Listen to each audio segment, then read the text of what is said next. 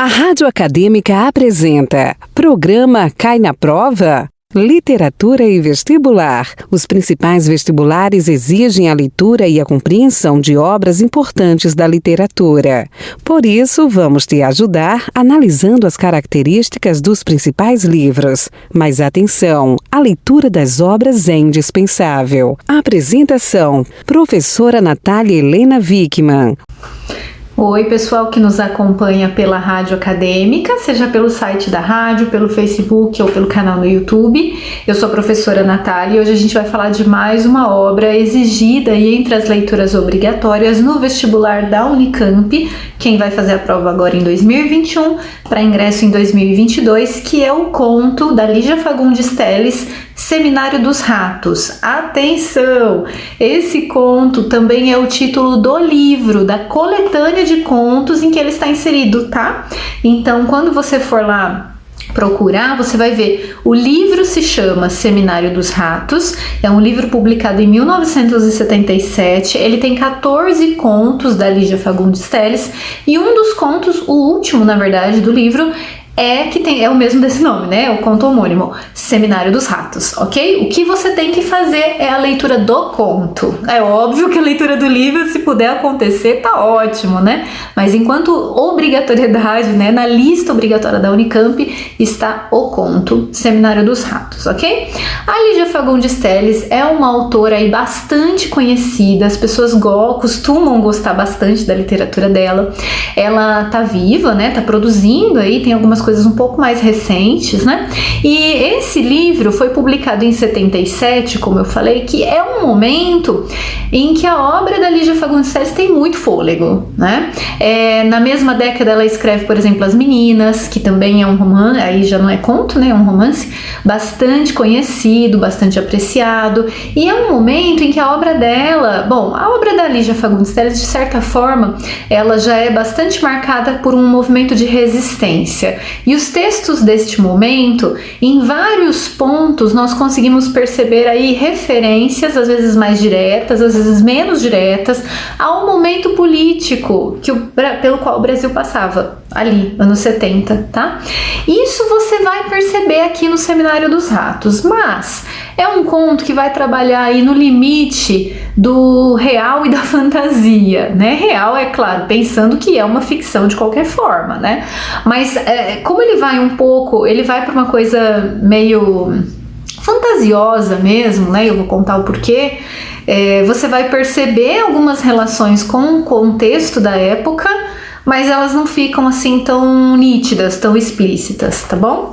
Eu vou contar o enredo, sempre partindo do pressuposto de que vocês fizeram ou vão fazer a leitura, e aí vou comentar algumas coisas. O que acontece no Seminário dos Ratos? Seminário dos Ratos é o nome de um evento que está acontecendo e que é organizado pela RATESP. Veja, RATESP, né?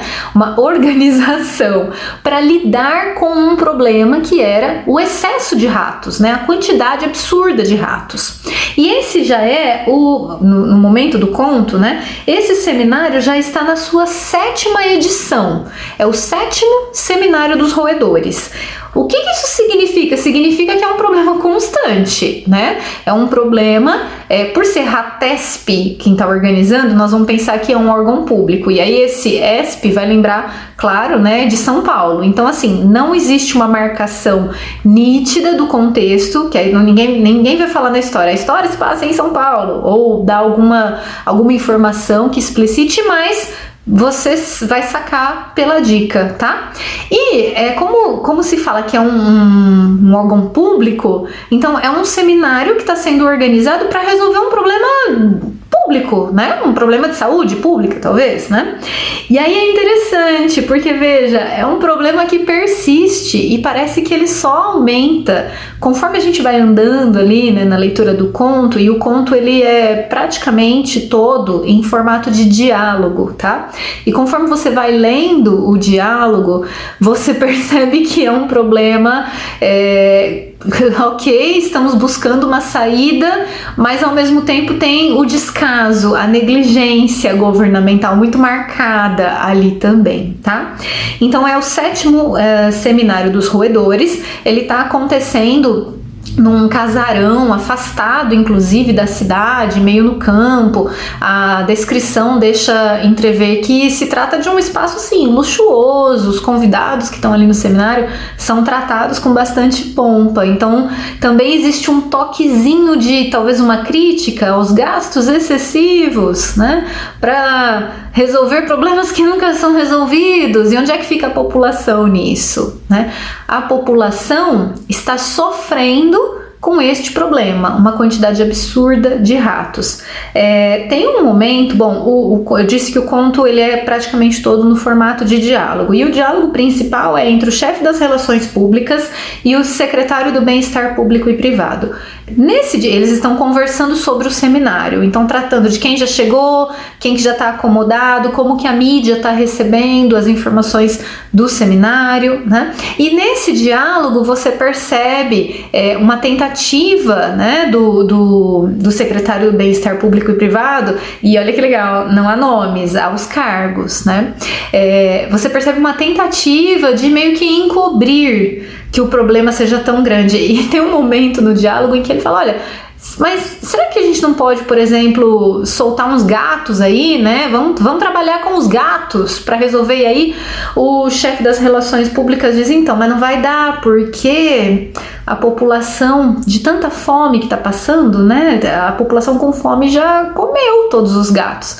Então você percebe que o que se constrói aí é um cenário de muito descaso e de miséria em relação às pessoas, né? As pessoas estão passando por este problema e por necessidades, e o Estado tá assim, né, fingindo que faz alguma coisa. É um texto interessante para você olhar por esse viés político aí, tá bom? Bom, aí esse seminário vai acontecer, eles estão lá conversando sobre quem já chegou.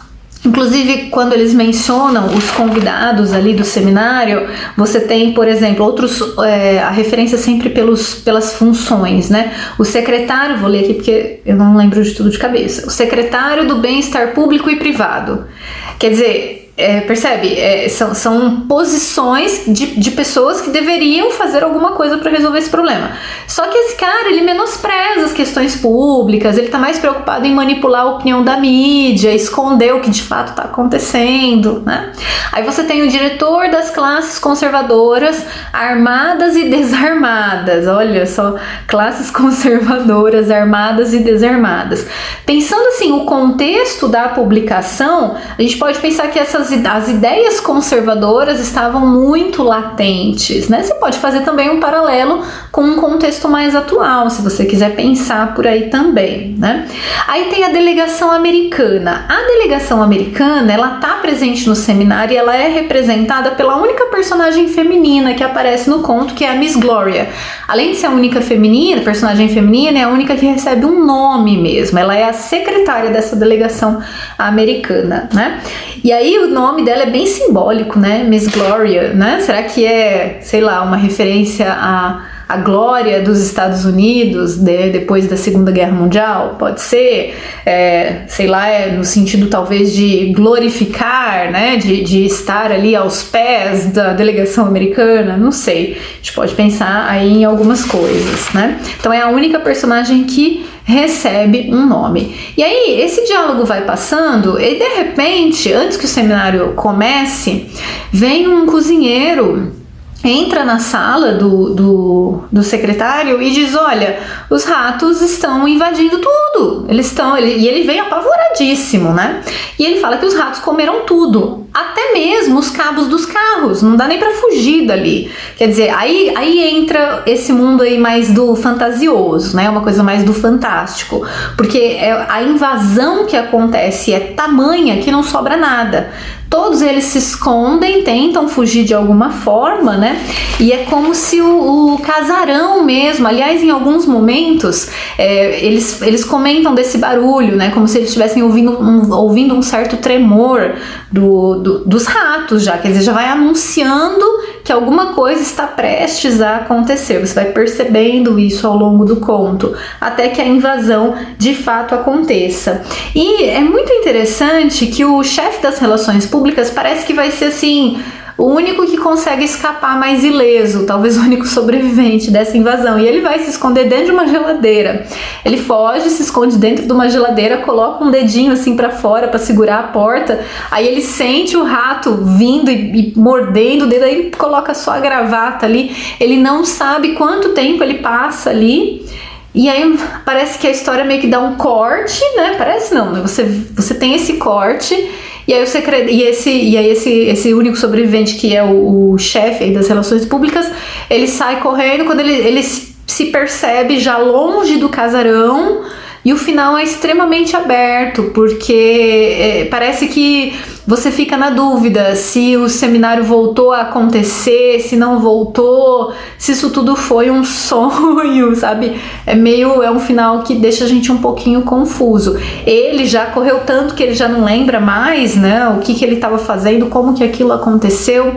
E aí, inclusive, nos dá margem para pensar até mesmo em quem são os ratos, né? Porque ratos, ok, o animal, o roedor, mas também é uma palavra que a gente usa talvez nesse sentido, né, para indicar uma pessoa, né, sem escrúpulos, uma pessoa rato, né, uma pessoa que é baixa, né, no sentido moral da palavra. Então você fica meio que na dúvida, sabe? Quem são os humanos, quem são os ratos, o que de fato estava acontecendo.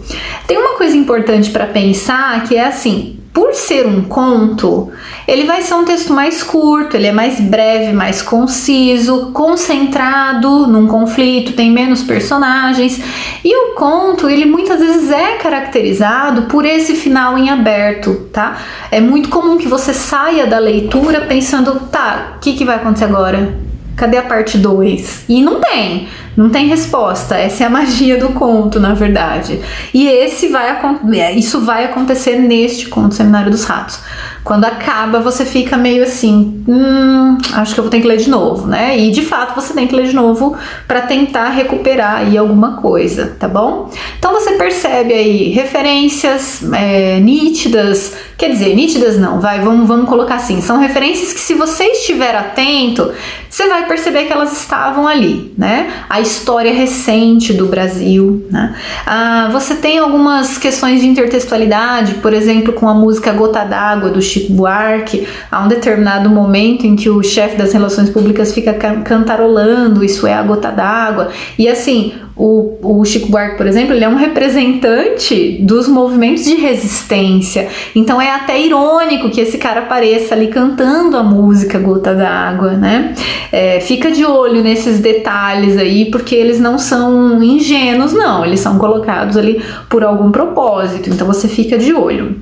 Outra coisa legal de pensarmos é que é um conto que, apesar de estar ali nos anos 70 e fazer essas referências a um contexto específico, né, da nossa história, talvez nós estejamos hoje passando por um outro momento da história do Brasil que também consegue dialogar tanto com um passado recente quanto com o conto, tá? Então, essa questão política, até mesmo essa questão de problemas que são persistentes na nossa sociedade e que seriam dever do Estado, né, de resolver ou de propor alguma coisa, e problemas que parece que só vão aumentando em vez de serem resolvidos. Então, tudo isso nos dá margem para pensar esse conto de uma forma bastante atualizada e também para a gente pensar em questões que podem aparecer que sejam interdisciplinares, né? Que vão dialogar com política, que vão dialogar com história. Então fica um pouquinho de olho aí, que talvez a gente consiga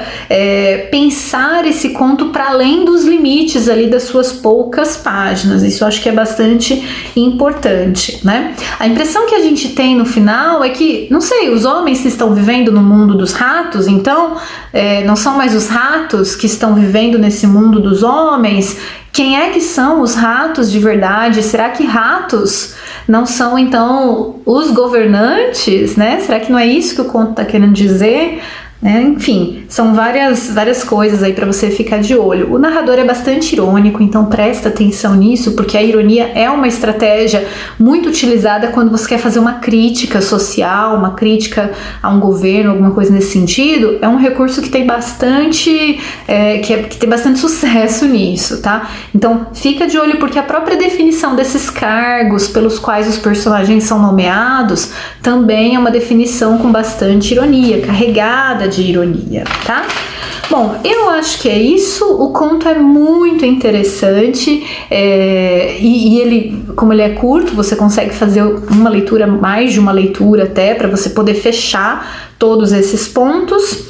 E é isso. A Lígia Fagundes Telles, ela tem uma linguagem também tranquila, você vai conseguir ler sem muita dificuldade. É uma linguagem que está muito mais próxima, né, da nossa. Por ser um diálogo, você vai sentir uma certa dinamicidade, né, aquele ritmo um pouco mais rápido. Então também acho que isso é um ponto positivo para facilitar a leitura, ou pelo menos para deixar a leitura bastante agradável, né? Espero que vocês gostem, e fica o convite para fazer a leitura dos outros contos, se não agora, quem sabe depois que você passar no seu vestibular. Tudo bem? Obrigada e até a próxima!